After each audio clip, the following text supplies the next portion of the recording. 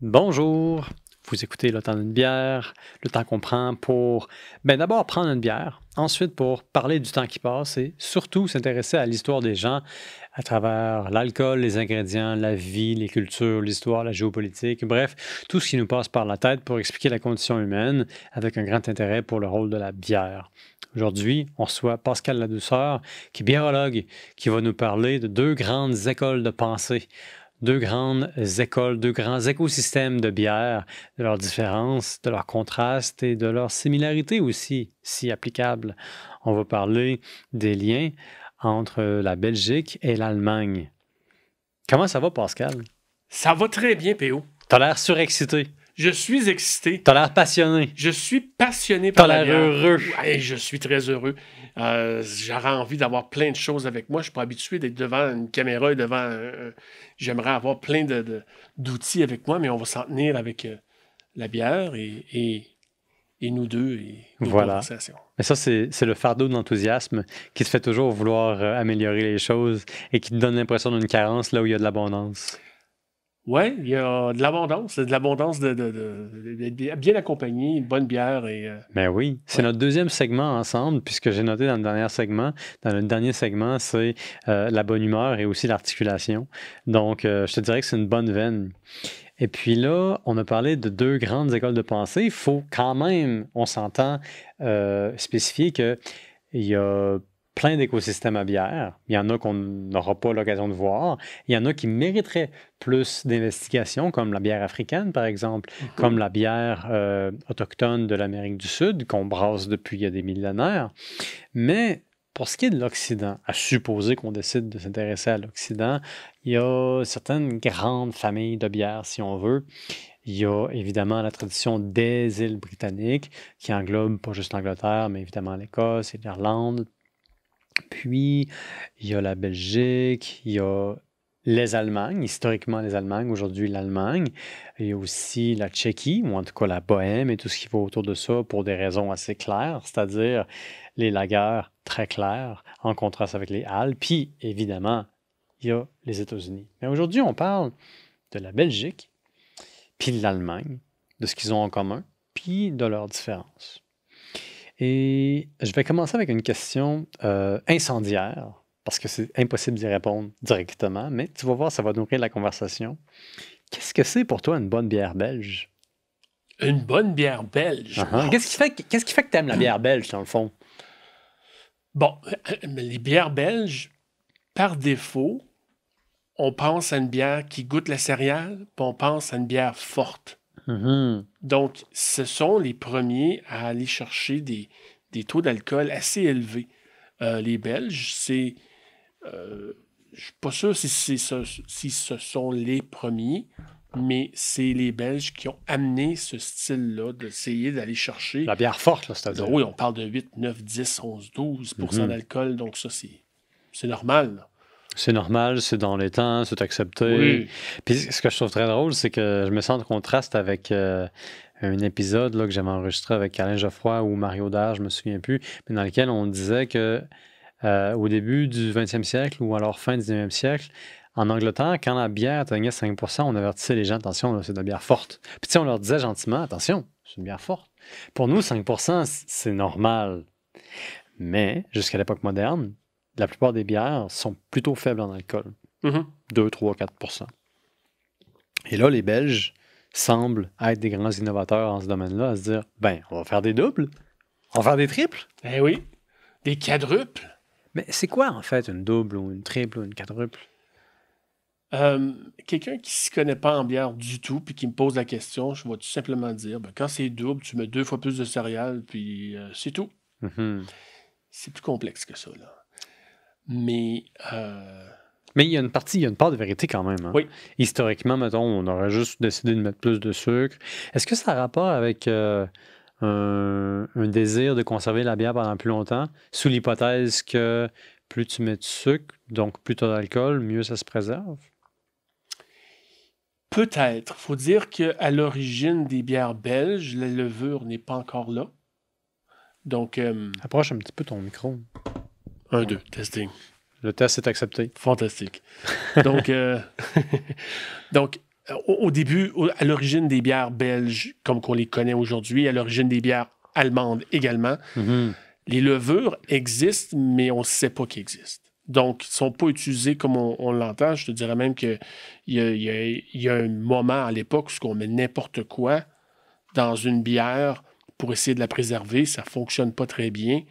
On ne sait pas. Donc, il y a des gens qui trouvent que ça fonctionne. C'est du essai-erreur. Et malheureusement, il y a des gens qui sont décédés à cause de ça. Quel genre de choses qui peuvent être des erreurs fatales dans une bière? Ben, il y a des plantes qui sont très empoisonnées, disons. Qui sont toxiques? Très toxiques. Oui? Ouais. As-tu des exemples en tête? Parce que moi, je pense à des exemples complètement ridicules, qui sont pas nécessairement toxiques, mais qui sont clairement un problème dans l'histoire de la bière, dans le sens que des fois, là, tu sais, quand il manque de trucs potables ou comestibles, ben, des fois, les marchands peuvent tricher un peu puis mettre des trucs comme du soufre ou du sang de poulet. C'est une des choses, évidemment, qui va mener en Allemagne à la fameuse Reinheitsgebot, dont on va parler plus tard, parce que je suis sûr que c'est inévitable, si on veut parler de la bière allemande, que de parler de la loi sur la pureté des ingrédients. Mais pareil, pour en revenir à ta toxicité des plantes, c'est un sujet qui m'intéresse, moi, en particulier. Je pense qu'on peut s'entendre, juste, mettons, pour émettre un consensus non controversé, que on mettait à peu près n'importe quoi dans la bière qui était disponible pour rehausser le goût ou pour aider à agir comme agent de conservation jusqu'au moins au 16e siècle en Europe. Oui, et il faut dire qu'il y a plusieurs endroits, des petits endroits où ce que la royauté, ou plutôt l'armée, ou les militaires, ou les forces exigent de la bière. Ils ont besoin de ça pour... Donc, il y a des gens qui se sentent une obligation de produire de la bière, et en grande quantité. Donc, si tu produis de la bière en grande quantité, puis pas juste parce que c'est alcoolisé, c'est parce que ça soutient, parce qu'il y a un apport... il y a un apport qui est bon pour la santé. Oui, puis contrairement à l'eau, ça se garde bien pendant longtemps. Mais le longtemps a quand même varié en fonction de la technologie. Exact. Sauf qu'il faut dire que si tu es en campagne et tu pars une couple de mois, le baril d'eau initial va se contaminer plus rapidement que ta bière qui a une quantité décente de houblon et d'alcool. Mais justement, en Belgique, à un moment donné, puis je n'ai pas les dates devant moi, mais on faisait des bières fortes qu'on diluait ensuite. Ah oui? Comment ça?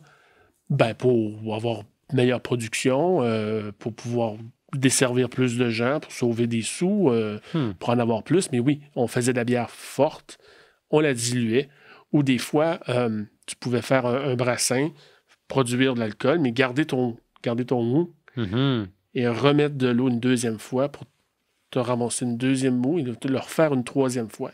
À l'époque, ça se faisait. Donc, tu avais les bières à du 9-10% d'alcool.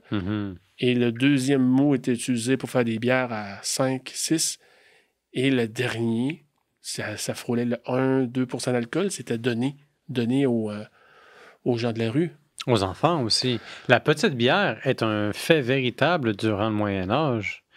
Et puis ça me fait penser à une histoire très similaire que j'ai entendue par rapport à l'Angleterre, dans laquelle...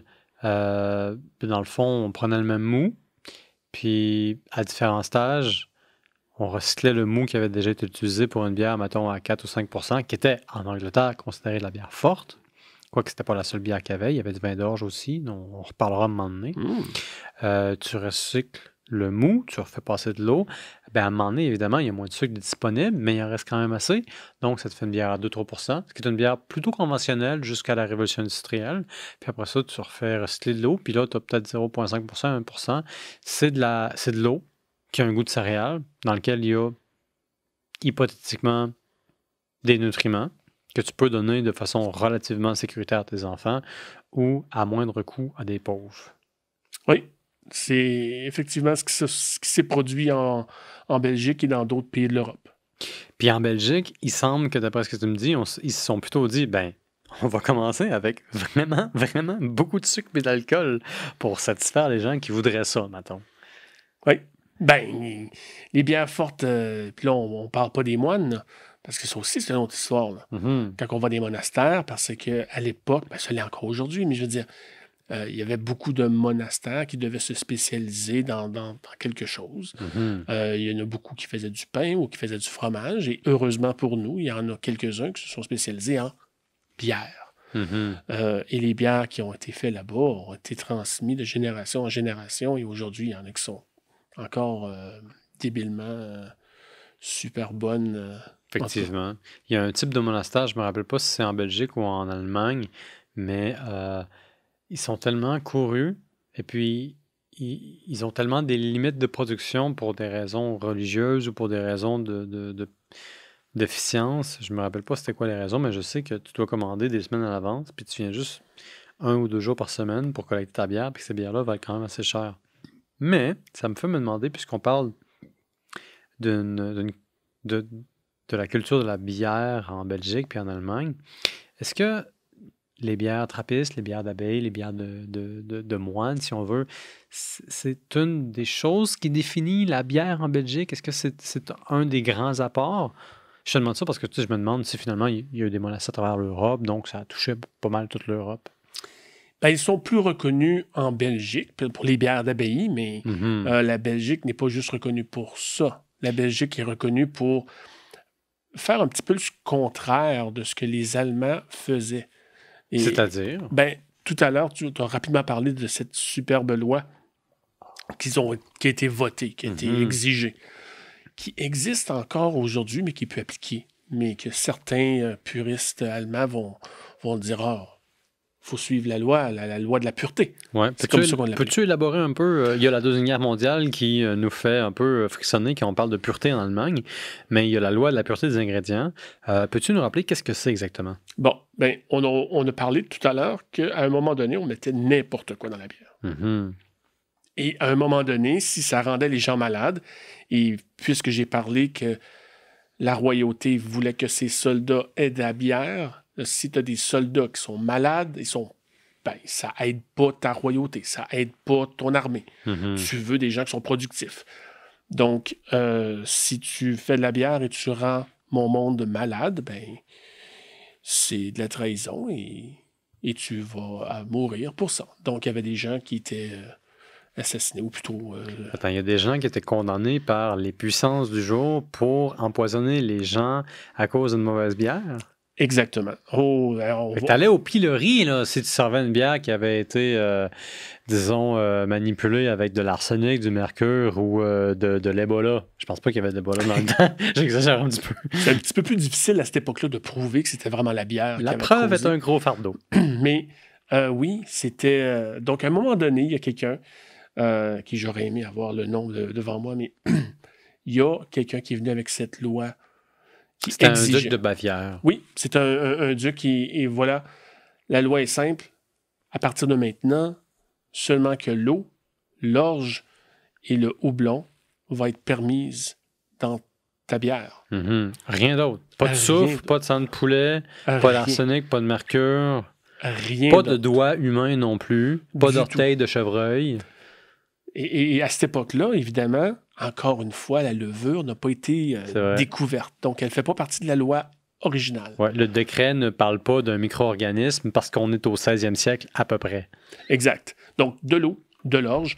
Donc, on parle pas de mettre de l'avoine. Non, c'est un sacrilège. On parle pas de mettre du blé. Non, il faut que ce soit de l'orge. Il faut que ce soit de l'orge. Okay, j'avais comme pas réalisé à quel point c'était restrictif. Orge. Point. De l'eau et du houblon. C'est vraiment, c'est spécifique. Est-ce que ça a été rigoureusement appliqué? À quel point est-ce que c'est devenu un standard? Le décret semble très simple, puis en même temps très restrictif. Est-ce que ça a été bien respecté? Je te demande ça parce que, tu sais, c'est le Moyen-Âge. Les capacités de l'État d'imposer sa volonté sont pas mal limitées à m'emmener à envoyer des fiers à bras pour tabasser des gueules. Oui. Là, il y a sûrement énormément d'histoires qui ont été racontées et qui sont documentées sur des crimes pour quelqu'un qui n'aurait pas suivi la loi. Probablement des gens qui ont été condamnés ou qui ont été arrêtés ou taxés ou qui ont dû payer une amende. Mais oui, il y avait énormément de gens qui voulaient faire des variétés ou qui voulaient, s'il manquait d'orge ou qu'il manquait quelque chose, manque de houblon, on essaie autre chose. Mhm. C'est déjà arrivé, mais la loi était quand même assez dure et assez... on devait la suivre. Puis il y a une des choses aussi qui arrive dans ce décret-là, c'est l'interdiction de brasser durant l'été. Pourquoi? Là, tu me prends au dépourvu. Puisque je sais que c'était défendu, mais est-ce que c'est les chaleurs à l'époque? C'est vraiment la raison pour laquelle je pose la question, parce que moi, j'ai lu différentes choses, différentes opinions, sont toutes plausibles, puis il n'y en a aucune qui semble finale, si on veut. La chaleur est un problème. Il semble vraiment que dans le sud de l'Allemagne, au Moyen Âge, des fois, il fait vraiment, vraiment chaud durant l'été, mais tu sais, la chaleur, on ne sait pas pourquoi c'est un problème. C'est un problème parce que, dans le fond, si tu fais bouillir, ça implique qu'il y a un feu, puis qu'on a peur du feu durant l'été, parce qu'il y a une sécheresse, parce qu'il manque de pluie. Ou alors c'est un problème parce qu'on a peur que ta bière se contamine, parce qu'on ne fait pas confiance aux gens. On a peur que si tu fais fermenter ta bière durant l'été, ça va tourner au vinaigre, sans mauvais jeu de mots, puis que ça va littéralement foirer. Ou est-ce que c'est tout simplement un addon? Parce qu'on sait très bien que ta céréale, ton orge, ne pousse pas à l'année. Donc, il y a une récolte qui est faite, et à un moment donné, tu manques de céréales, puis là, tu ne peux plus en faire de bière. Ouais, c'est un bon point parce que ça nous fait nous demander pourquoi le duc de Bavière de l'époque, je sais pas c'est quoi son nom, mais je suis pas mal sûr qu'il y avait un 2 quelque part dans le titre. Peu importe. Il choisit l'orge. Mais l'orge, c'est une céréale qui est intéressante. Comme le seigle, ça pousse quand même bien. C'est relativement robuste. Ça pousse un petit peu plus facilement que le blé à des latitudes plus élevées. Mais aussi, le blé se prête mieux au pain que l'orge. Donc, ça suggère une espèce de rationnement, une espèce de rationalisation des ressources de la part des pouvoirs qui peuvent se permettre de faire ce qu'ils veulent parce que c'est eux les chefs, puis il n'y a pas vraiment de contrebalancement, mais quand même, il y a, semble-t-il, un souci de départager les bonnes céréales aux bonnes ressources. L'orge, ça va pas bien dans le pain. On peut avoir un pain à l'orge aujourd'hui, qui est quand même pas pire, mais il n'y a pas juste de l'orge dedans. À l'époque, tu veux que ton blé aille dans le pain parce que c'est là que le blé va le mieux, te donne le meilleur rapport nutritionnel. Alors que l'orge, dans du pain, ça marche comme pas. Fait que ça semble comme une façon, ce décret-là, de s'assurer que le blé va pas être gaspillé, dans le fond. Va pas créer une famine. Que le blé va pas être utilisé trop par des brasseurs et ainsi créer une famine au niveau du pain. Faut pas oublier qu'on est aussi on est en 1600 quelque chose, là, hein? Tantôt, tu l'as dit, c'est pas l'Allemagne, c'était les Allemagnes. Oh, ouais. Et quand on puis dit... la Bavière, c'est un État particulier dans les Allemagnes. Oui, puis on parle pas de les Allemagnes, l'Allemagne de l'Est et l'Allemagne de l'Ouest, là. On parle de les Allemagnes, c'est parce qu'il y avait énormément de petits comtés. Des principautés. Exactement. Ouais. Il y avait beaucoup de guerres à l'intérieur et des guerres à l'extérieur. Donc, ces gens-là, il y a de la pauvreté, puis il faut vraiment contrôler les ressources. Il faut faire attention à ce qu'on dépense. Il y a de la compétition aussi, parce que les Allemands boivent déjà beaucoup à l'époque. Quoique, étrangement, jusqu'au 15e siècle, la bière n'est pas l'industrie dominante au niveau de l'alcool en Bavière. C'est le vin. Mais au 15e siècle, vers 1600, il y a comme un phénomène climatique qui arrive qui fait que les vignes commencent à moins bien pousser, fait que la bière devient un petit peu plus prisée. Ça a été graduel, là, mais quand même, quand on regarde ça du 15e au 16e siècle, tu réalises que, on passe de vraiment beaucoup de vin à beaucoup de bière. Alors que quand tu penses à l'Allemagne médiévale, tu te dis tout de suite bière. Mais la Bavière, c'est une grosse partie de l'Allemagne. La Bavière fait pousser beaucoup de vin jusqu'au 15e siècle. Donc, tantôt, on parlait, là, on est restreint, on a de l'orge, de l'eau et la levure. Non, la levure n'était pas là, le houblon. C'est vrai. Donc, qu'est-ce qui fait qu'une bière peut goûter différemment d'une autre? Si tu peux pas y rajouter des cerises, si tu peux pas changer ta céréale, si tu peux pas la pimper d'une certaine façon, bien là, il faut vraiment que ton eau soit contrôlée. Il faut vraiment que ton eau soit bonne, le pH soit bien contrôlé. Ton houblon, et c'est là que tu commences à jouer beaucoup avec le type de houblon utilisé. Et éventuellement, plus tard, quand on a vraiment découvert la levure, ben, le contrôle de ces levures-là va devenir très, très, très importante également. Penses-tu que la loi de la pureté a eu un effet important sur l'évolution de la science par rapport à la sélection de levures qui sont capables d'optimiser l'efficacité de la bière? Moi, je pense que oui. Moi, Ouais. je pense que parce que même une fois que la loi n'était plus officielle, même une fois que la loi n'était plus obligatoire, parce qu'elle est encore là aujourd'hui, en 2022, la loi n'existe, est encore là, est écrite dans un vieux livre, et encore des brasseurs qui y font référence, que nous, on est traditionnel et on suit cette loi-là de la pureté. Même aujourd'hui, il y a des gens qui veulent avoir le goût allemand et donc qui vont vraiment y aller sur la levure, sur l'eau, sur les ingrédients très bien choisis. Donc, c'est bon pour leur réputation, c'est bon pour une clarté, c'est bon pour... Pourquoi? Parce que l'image d'une bière allemande est un gage de qualité dans l'imagination populaire? Oui.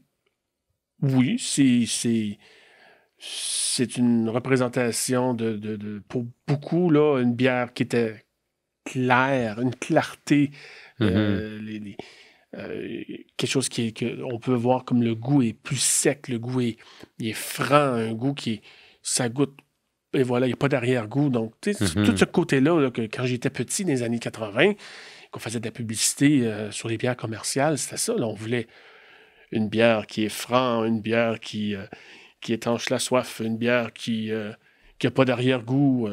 Fait qu'une bière pure, si on veut. Pure au regard de la loi sur la pureté des ingrédients qui date de vraiment longtemps, puis qui n'a plus, comment je peux dire ça, d'effet coercif légalement. Puis donc, tu as la Pils allemande, qui est un petit peu plus sèche, je pense, que la Pils tchèque. Parce que la Pils, ça vient de la Tchéquie, Oui. donc de la Bohème. Donc, tu as la Pils allemande purifiée, si on veut, un petit peu plus nue, parce que la Pils est une lager nue. Donc, tu contrastes ça maintenant avec la bière belge, dans laquelle, et je pense que c'est la principale différence avec la bière allemande, il n'y a pas de limite à ce que tu peux faire avec ta bière. Il n'y a pas de loi de la pureté des ingrédients. Fait que si tu veux faire une bière vraiment, vraiment bizarre, anecdotique, éclectique, sois mon invité pour faire une mauvaise traduction de l'anglais. Be my guest. Est-ce que je me trompe? Est-ce que c'est quand même... Est-ce que c'est ça? On est vraiment là. T'as vraiment bien compris la différence entre la Belgique et l'Allemagne sur ce côté-là. C'est-à-dire que les Belges vont exploiter cette qualité ou ce défaut que l'Allemagne a, c'est-à-dire d'être vraiment ancré sur la pureté, tandis que les Belges peuvent exploiter ailleurs. Et un bel exemple, c'est une blanche. Une bière, c'est quoi une blanche? Une bière blanche, c'est une bière qui va avoir une certaine quantité de blé. C'est une bière qui est transparente. C'est une bière qui va goûter la céréale, mais qui ne sera pas nécessairement très haute en alcool. N'empêche qu'il peut y en avoir maintenant qui sont assez hautes, mais en principe, c'est une bière qui est axée sur les ingrédients comme la levure et la céréale. Chez les Allemands, la Weizen, c'est W, mais le langage allemand, je pense qu'on prononce comme un V, donc Weizen. Donc la Weizen veut dire blé, donc c'est une bière de blé. Mais elle goûte la levure utilisée. Souvent, une Weizen, tu vas avoir l'arrière-goût de banane. Ils n'ont pas tout cet arrière-goût-là, mais c'est une levure classique allemande qui va donner un goût de banane. C'est vraiment caractéristique, là. Quand tu dis Hefeweizen, tu dis banane. Puis les deux sont incontournables, l'un ne va pas sans l'autre. Est-ce que je peux te demander, est-ce que tu as une idée de pourquoi Hefeweizen est corrélé à la banane? Est-ce que c'est une question d'ester? Oui, mais même la levure utilisée, si on la fait fermenter à 22, 23, 24 degrés, tu vas aller chercher le côté banane de la levure. Mais si tu vas la fermenter à 20, 21 degrés, c'est un côté clou de girofle, tu vas aller chercher. Sérieux, la même levure, la là? même levure. OK, fait que tu changes de degré, tu passes de banane à clou de girofle. Oui, puis c'est les alcools développés. Là. Là, on parle de l'éthanol, mais pas l'éthanol, mais les autres alcools. Comme les alcools de Fusel, le méthanol. Rappelle-moi, c'est quoi déjà un alcool de Fusel? Toi, tu as fait ton cours en biologie, puis moi, j'en ai entendu parler, mais tu sais, j'ai comme... J'ai pas compris parce que j'ai pas le background qu'il faut. Mais bref, c'est pas les goûts que tu cherches, là, si je comprends bien. Non, c'est pas les goûts que tu cherches. Ben, ça dépend. Tu pourrais vouloir chercher ce goût-là parce que ça serait très unique et très désagréable, mais... T'as dit le mot-clé, là, ici. Est-ce qu'un consommateur normal... bon, déjà, c'est pas vraiment la meilleure question. Est-ce que le consommateur typique qui aime la bière en général trouverait ça intéressant d'avoir une bière qui goûte le clou de girofle, qui est l'odeur que tu as quand tu t'en vas chez le dentiste? Écoute, on pourrait tellement parler longtemps de ça. Moi, quand j'ai découvert les bières, j'étais dans les IPA au début. Je ne buvais que ça. Je sais. Et la première fois que quelqu'un m'était arrivé avec une bière fermentée avec la Brettamucel, une bière brettée, j'ai fait des grimaces, puis j'ai fait, mais voyons donc, qui aime ça? Et aujourd'hui, il y a des millions de personnes qui trippent sur ça. Ça, c'est vraiment un retour en arrière, hein, puis ça vaut un autre épisode au complet. Mais j'ai quand même une question qui... Je dois te poser la question pour que ma curiosité soit complètement satisfaite. T'as-tu déjà goûté une bière avec un goût de clou de girofle? Oui. Puis tu l'as-tu aimé? Oui. Pourquoi? Comment? Décris-moi ça. Ça semble contre-intuitif. Ben... Non, c'est bon. T'as aimé ça? T'étais heureux? C'était quoi la bière? Est-ce que tu te souviens de la micro? Non, je me souviens pas de la micro. Puis je te dirais même que je suis pas sûr que c'est une micro. Je pense que c'est une bière qui m'avait été amenée d'Allemagne, un ami. Tout ça nous ramène, dans le fond, à l'Allemagne. Oui. Et oui, le clou de girofle était présent, mais la céréale est présente. Fait que quand tu bois une bière allemande, c'est attendu que tu goûtes bien la céréale? Tu goûtes l'eau, tu goûtes la céréale, oui, mais la levure, elle est très présente. Vraiment, tu as un goût... C'est balancé. Les Allemands sont bien balancés, tandis que les Belges... Ouais. Là, c'est plus à l'extrême. Parce que tantôt, je te parlais d'une blanche. Je sais, tu m'as posé une question, puis là, je retourne en arrière sur la réponse de tout à l'heure. On voyage dans le temps, puis on voyage dans le balado. Ouais, je suis désolé pour ceux qui nous regardent. Ils disent, oh, ils s'en vont partout, eux autres. Mais tantôt, je te parlais de blanche, parce que cette blanche-là, la Weizen, tu as l'équivalent belge. Mais au lieu de goûter la banane, eux, ils rajoutent de l'écorce d'orange. Ils rajoutent de la pulpe d'orange. Ils vont rajouter de la coriandre. Ils vont rajouter de la cardamone. Ils vont s'amuser avec ça. Là.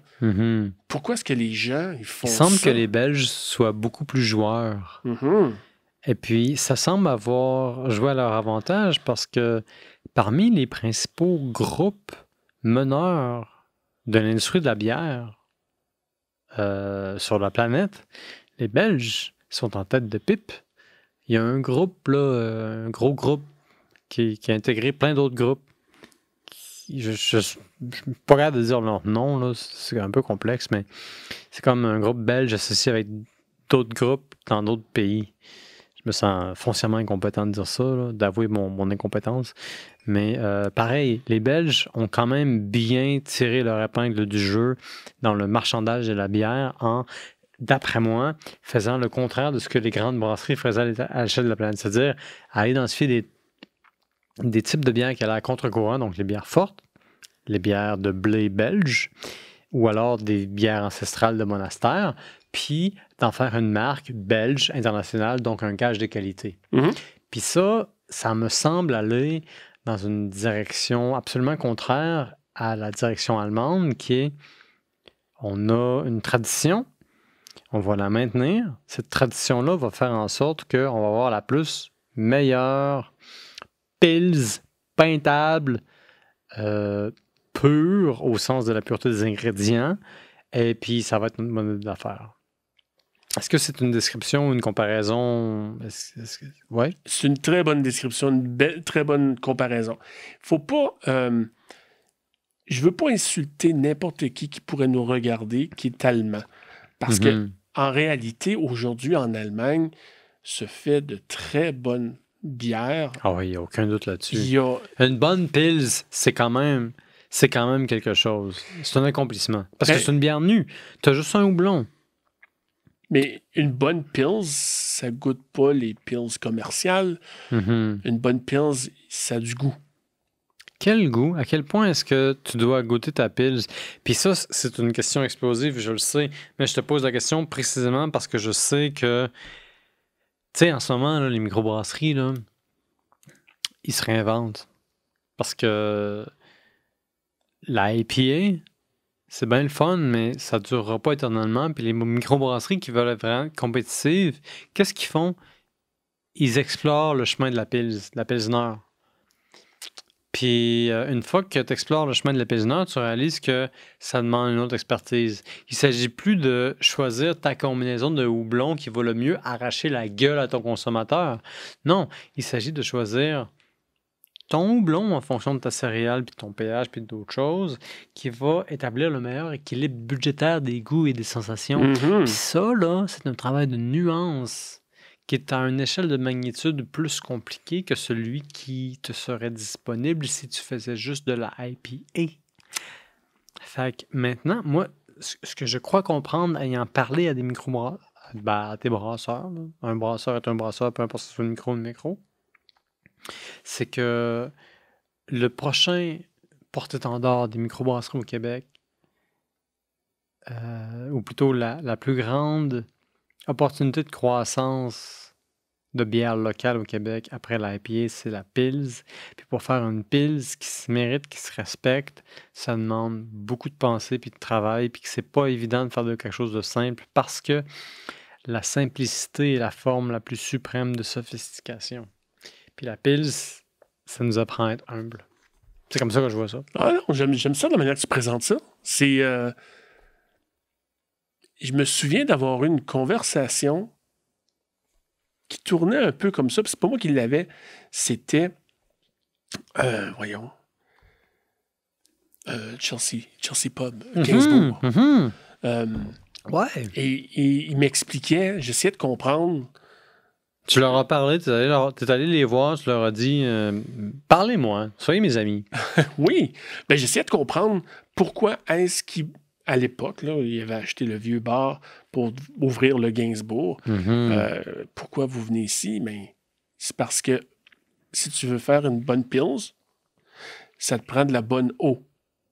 Et le problème, c'est que où ils étaient à Chelsea, à l'époque, ils ne pouvaient pas leur garantir une bonne eau. Qui ne pouvait pas garantir de la bonne eau à qui? Chelsea. Donc, la ville okay. ne pouvait pas garantir au Chelsea Pub. Donc, la micro qu'il y avait là. Il voulait de l'eau pour produire une grande quantité de bière. Et si tu fais une IPA, ben, l'eau, c'est important. N'importe quelle bière. Ouais. Mais une Pils, ton eau, tu as besoin d'une bonne eau. Oui. Mais il aurait dû parler à mon chum Jocelyn Lachance, là, qui est chargé de projet à l'achat pas mal, parce que lui, c'est un expert de pH d'eau. On a fait un épisode entier sur à quel point est-ce que l'eau, ça peut faire une bonne ou une mauvaise IPA. Il faut qu'il en parle. Faut qu'on utilise nos ressources conjointes pour les mettre en contact, pour se faire des amis, puis pour ce qui s'aide l'un l'autre. Mais en même temps, tu sais, je me dis, il doit être possible d'investir un peu d'argent pour que le profil de l'eau soit changé en fonction de ce que tu veux vraiment faire. De l'autre côté, c'est quand même des dépenses qu'il faut considérer par rapport à la bière que tu veux faire. Oui, puis là, on pourrait parler de politique et de tout autre. Là. Puis il y a probablement eu une game politique qui s'est fait. Et c'est pas pour rien qu'ils sont retournés. Ben, pas qu'ils sont retournés, ils sont jamais partis. Mais... Là, ils sont en train de regrossir là, à Chelsea. Là. Ils sont en train de refaire. Gainsbourg se réinvente, je pense. Exactement. Ils ont tout rebougé, ils ont vendu, sont retournés à leurs racines. Puis là, tu vas me corriger si je me trompe, mais je pense qu'ils sont d'un côté encore une microbrasserie, mais aussi une distillerie. C'est possible? Oui. Okay. Mais je ne sais pas si c'est fait ou non. OK. Il va falloir leur demander, on va les inviter, on va leur poser des questions, ça va être nos amis. Je serais curieux. Je serais curieux parce qu'à un moment donné, il était à vendre. Puis finalement, je sais pas ce qui est arrivé au juste parce qu'on m'avait approché justement. Je dis, J'ai pas le portefeuille pour ça, mais... T'as pas le portfolio. Mais justement, parlant de portfolio, retournons à nos moutons, c'est-à-dire l'Allemagne puis la Belgique. Oui. Donc, l'Allemagne innove en se mettant des obstacles, c'est-à-dire la loi de la pureté des ingrédients qui dit que ça va être juste du houblon, de l'orge, puis de l'eau, puis c'est tout. Oui. Je pense qu'il va y avoir quelques exceptions là-dedans qui sont intéressantes, mais en Belgique, c'est exactement le contraire. Est-ce que pour toi, c'est ça qui fait l'intérêt de la comparaison, c'est-à-dire le fait qu'en Allemagne, l'innovation vient du fait des contraintes et en Belgique, l'innovation vient du fait de l'absence de contraintes? Oui. Je pense que c'est une des grosses différences marquées et une des grosses différences qui fait que les deux sont des maîtres en la matière. Autant la Belgique que l'Allemagne, pour des différentes raisons. Et comment est-ce que la Belgique se distingue autrement que d'offrir des bières qui sont doubles, triples ou quadruples? Parce qu'on a parlé de monastères de façon un peu tangentielle, puis on a parlé de bières doubles, triples, quadruples, mais il doit y avoir quelque chose d'autre qui signifie ou qui supporte un peu l'aura de légende de la bière belge. Moi, je me souviens, il y a 5-6 ans, j'étais encore à l'université, puis je voyageais en Europe, puis je savais, sans vraiment savoir pourquoi, que si je veux goûter de la bonne bière, je dois aller en Belgique. Puis, à l'époque, je me posais pas la question. Aujourd'hui, je suis un petit peu plus critique. Mais, en dehors des doubles, des triples et des belges, en dehors des doubles, des triples et des quadruples, qu'est-ce qui fait l'intérêt de la bière belge en général? Est-ce que c'est l'innovation ou plutôt l'esprit d'innovation? Est-ce qu'il y a d'autres choses qu'on peut identifier? Comme par exemple, je brassais de la bière. J'utilisais des fois... étrangement, je me suis fait complimenter pour ma bière. On m'a dit que mes IPA étaient corrects parce que je brasse des IPA puis des belges puis des stouts. J'ai juste brassé ça. 3 familles de bière. Et puis, les meilleurs compliments que j'ai reçus sont par rapport à ma bière belge. J'ai essayé de faire une double. J'ai essayé de faire une triple qui était en réalité une double. Et puis, elle goûtait très, très bon. Moi, je ne l'aimais pas, mais mes amis l'aimaient beaucoup. Et puis, mes bières IPA, mes IPA étaient correctes, mais pas aussi bonnes que les vins belges, ce qui était vraiment un gros problème. Alors maintenant, moi, je te pose la question. C'est une bière belge là, qui est en dehors de, disons, des catégories qu'on verrait en Allemagne. À quel point est-ce qu'elle est bonne? Comment est-ce que tu compares ça? Tu sais, c'est comme... Ça revient à la question que je t'avais posée un petit peu plus tôt. Tu sais, qu'est-ce que t'aimes dans les bières belges, vraiment? Moi, mon goût personnel... C'est correct, on va parler de ça. Je suis un amateur. Si on me demandait, Pascal, t'as une bière à boire, seulement qu'une. Tu bois-tu une IPA? Tu bois-tu une belge? Tu bois-tu une allemande? Qu'est-ce que t'aimerais si t'en avais rien qu'une à boire? Puis moi, là, je trippe Scotch Ale. Ah oui? Moi, je trippe sur les Scotch Ale. Pourquoi? Bière forte, qui goûte la céréale, qui est plus foncée. C'est drôle, hein? Ça représente pas mal ce que les Belges apportent. Et j'ai fait mon cours de biérologue. Et j'ai rencontré des propriétaires de micros et des brasseurs. Et j'ai déjà, et plusieurs fois, demandé la question. Une Scotch Ale, ça vient de où, ça? On a parlé de la Kvek qui est dans un autre épisode, puis on disait que la Kvek, ça venait de la Norvège. On a parlé de plein de choses. Mais la Scotch Ale, ça vient de l'Écosse? Apparemment, non. C'est un contrat, ça. C'est un contrat. La Scotch Ale est un contrat? De ce que j'ai pu comprendre, les légendes me disent que ça serait les Belges qui ont fait de la bière pour les Écossais. Non. Je te parle d'une légende, j'ai pas de preuves. Ouais, mais c'est pas vraiment étonnant parce que la IPA, c'est un contrat de bière d'exportation pour l'Inde. Tu sais, c'est comme... C'était à Burton-sur-le-Trent, qui avait une eau minérale qui accentuait le houblon puis qui aidait à l'amertume. Et puis, c'était juste des contrats, c'est tout. La marine royale britannique avait besoin de bière pour ses soldats.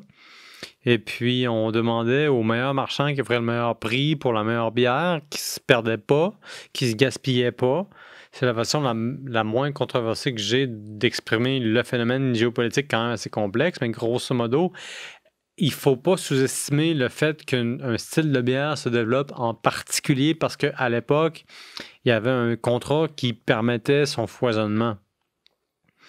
Fait que, tu sais, je trouverais pas ça étonnant de savoir, mettons, de toi ou de d'autres personnes que si la Scotch Ale, qui est plus alcoolisée, est venue au monde, c'est parce qu'à un moment donné, il y a un Belge qui a eu le contrat de créer cette bière-là puis de la fournir à des Écossais qui décidaient qu'il leur fallait plus de bière avec plus d'alcool.